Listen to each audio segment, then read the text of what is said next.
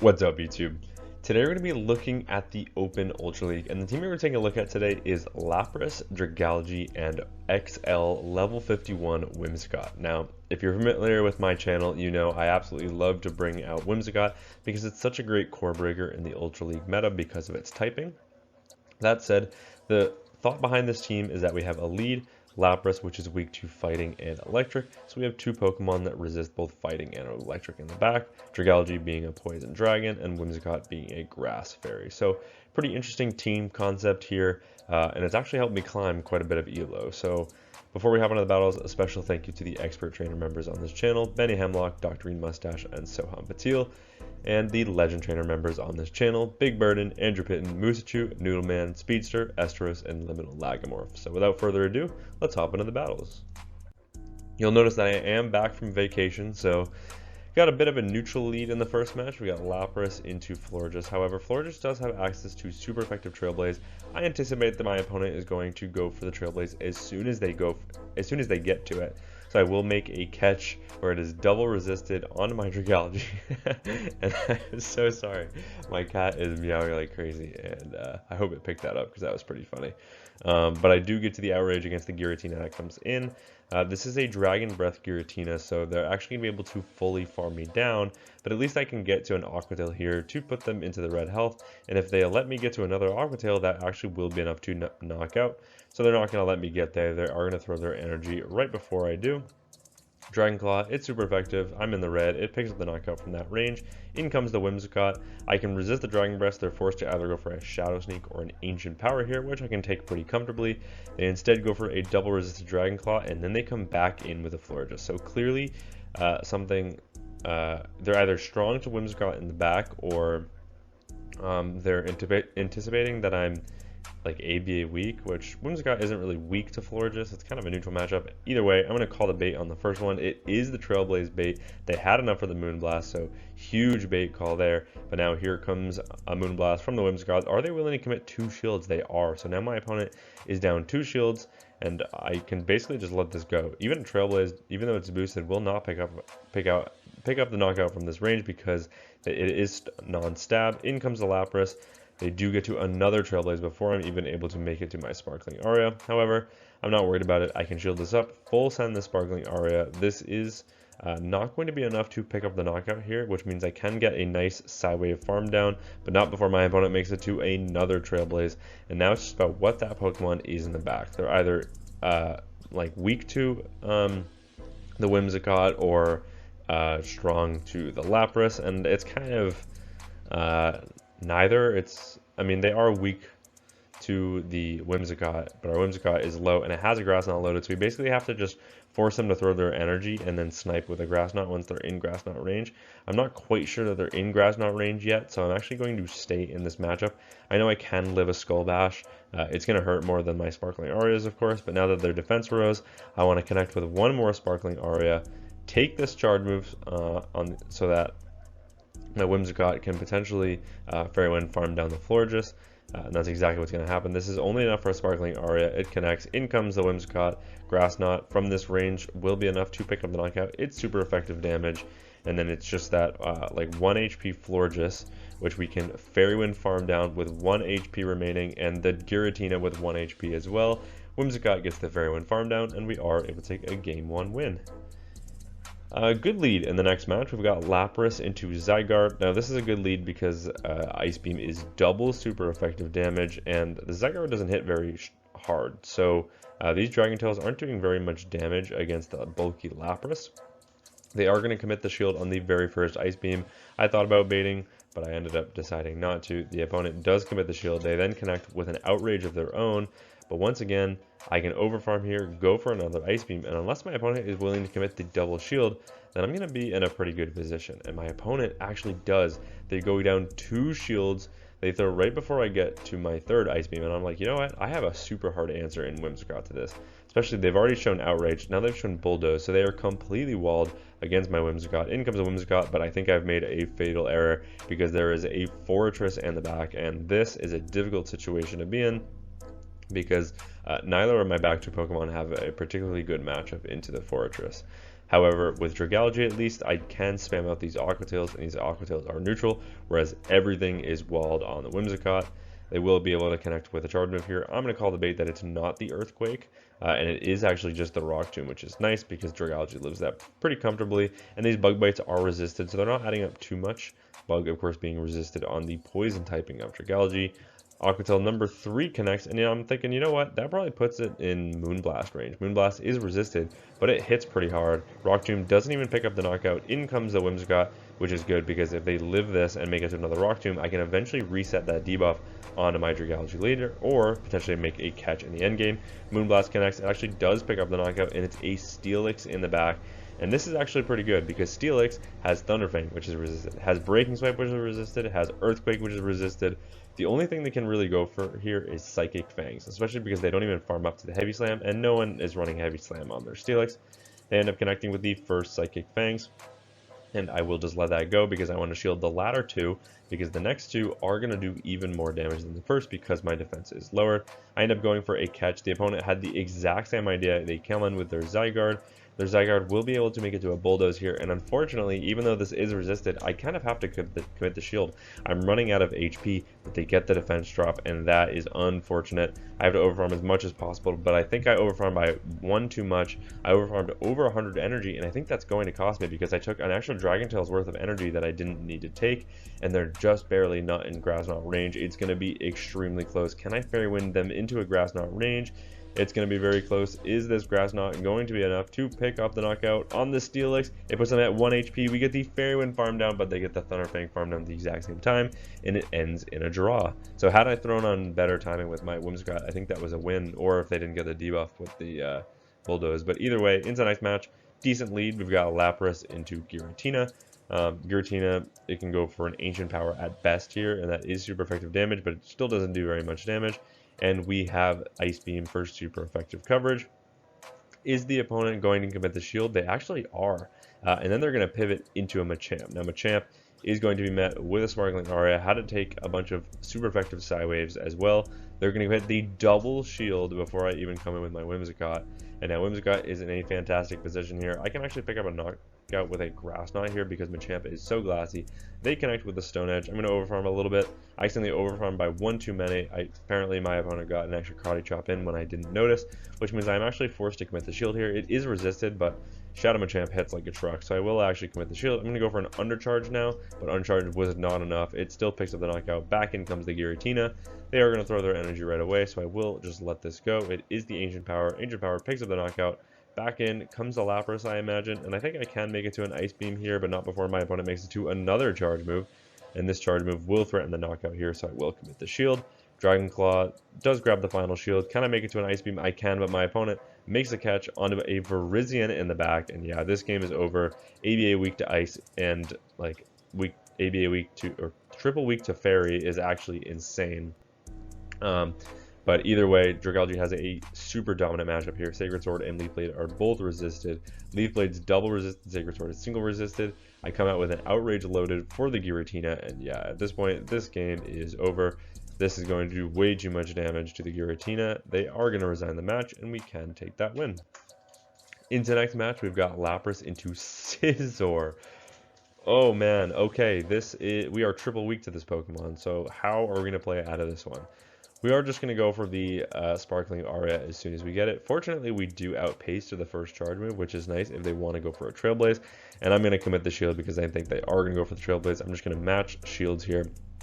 They do full send the Trailblaze, which means I will be able to outpace to a second charge move as well. This might threaten a second shield from my opponent, which would be very nice because Lapras, just a king of neutral matchups. And as soon as I grab that second shield, in comes the Dragalge. I was kind of hoping to they were going to just undertap the Trailblaze and just go for the charge move right away, but they did not. Instead, they're going to overfarm, come in with, they're just going to connect with a Night Slash, but now here comes an Aqua Tail. This puts them into the red health range, which means my opponent is going to be forced to throw their energy here, and that's exactly what they're going to do.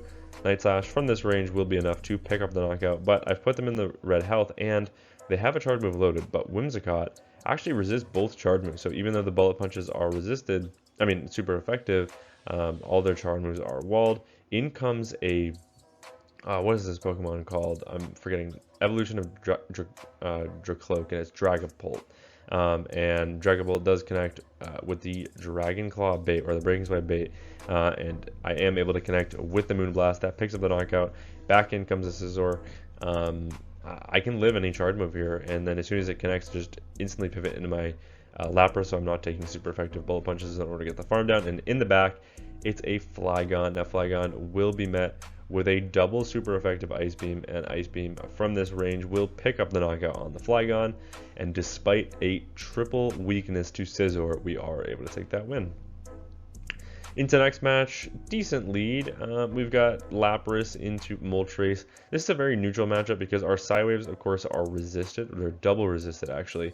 But Ice Beam is super effective. However, I am going to go for the Sparkling Aria first because it is actually a Sparkling Aria plus an Ice Beam in order to pick up the knockout. The opponent doesn't click their charge move right away, so I'm just going to go for the Ice Beam, hoping that the opponent lets it go, and they actually do let it go. That picks up the knockout. They lose all of that energy, but in comes a Registeel. And as soon as I thought this game was over already, Registeel looks like an incredibly difficult Pokemon for this team to deal with.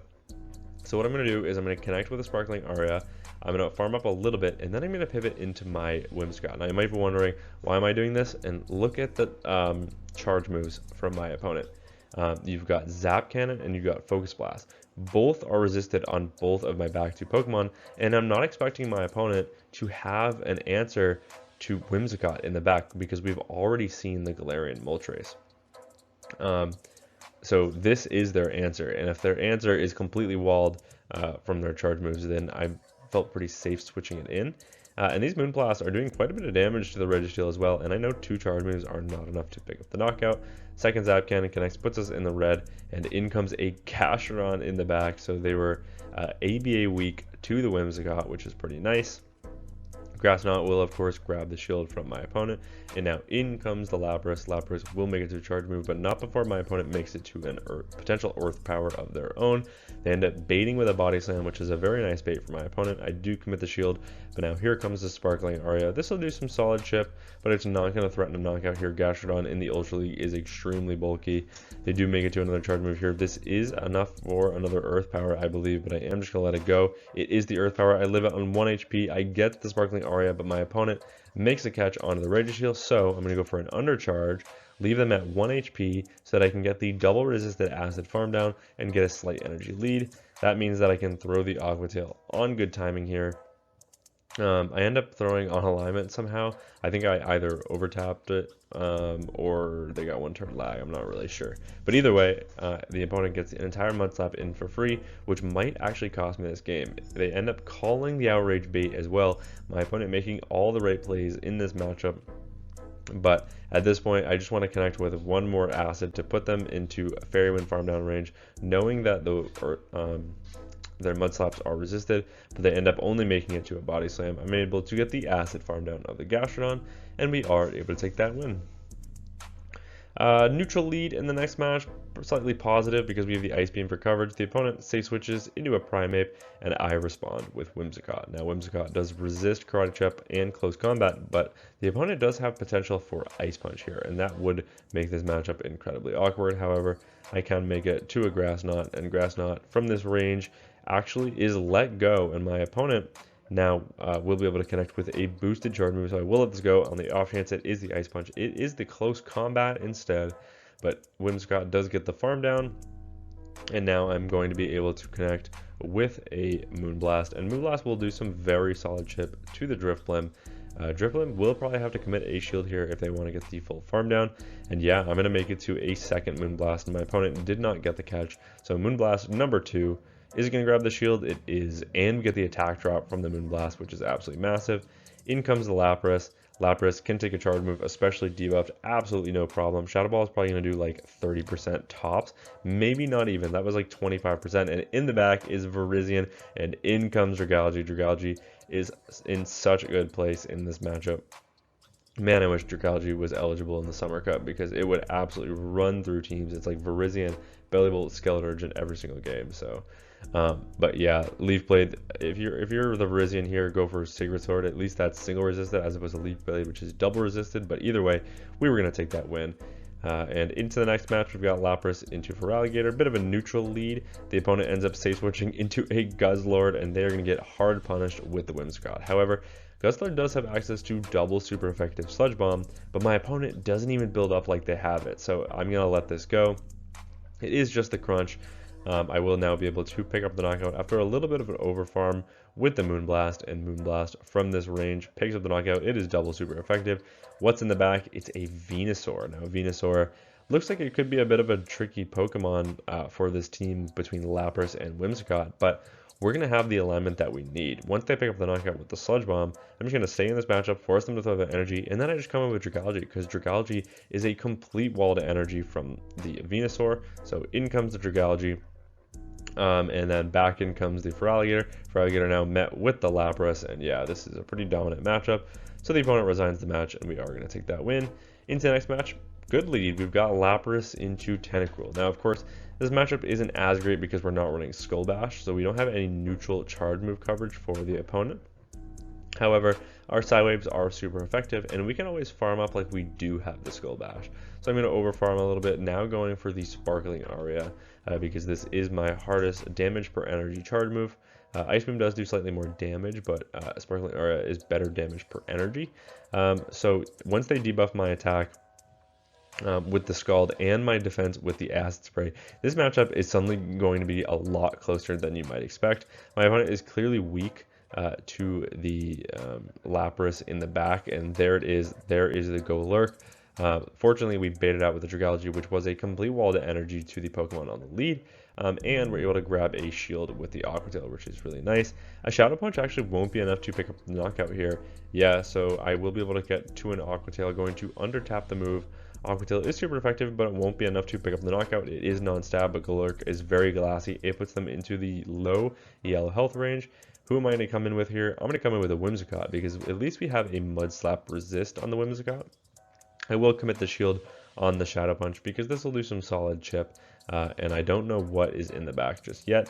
They end up going for a catch of the Grass Knot onto Galarian Moltres, which was a huge mistake, because now that allows me to get to the Moonblast. That nearly picks up the knockout. Can we get the Fairy Wind farm down? The answer is no, so we're forced to get the catch onto the Lapras.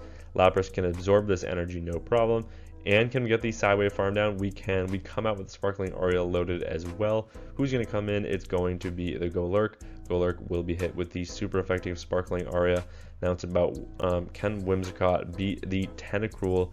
The Tentacruel gets a pretty healthy farm down, which is pretty unfortunate. Fortunately, I'm not denied that one turn, because I think that would have cost me the game.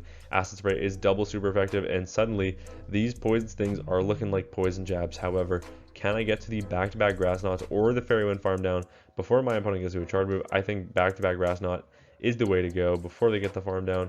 Grass Knot number 1 grabs the shield. Grass Knot number 2 will be enough to pick up the knockout on the shieldless Tentacruel, and we are able to take that win.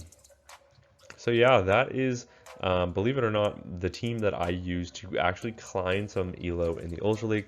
I'm at a bit of a stagnant ELO right now. I just cannot seem to break the 2850 barrier, and I think that's just because I have kind of a limit of Pokemon.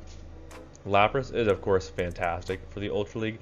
Dragalge is a little bit more off meta, and then Whimsicott is super off meta. I don't have a full team of just meta Ultra League Pokemon or a really good core breaker that can truly 2v1.